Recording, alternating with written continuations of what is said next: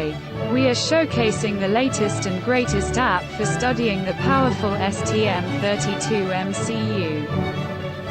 Writing a STM32 program has always been a complex task, requiring reading over a 1,000-page reference manual and studying the STM32 Cube IDE software.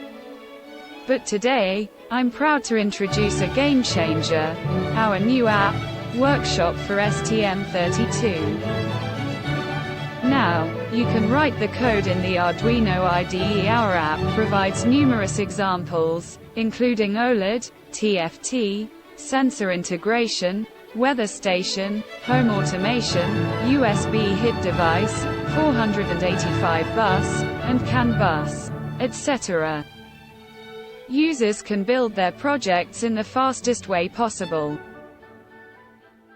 Thank you.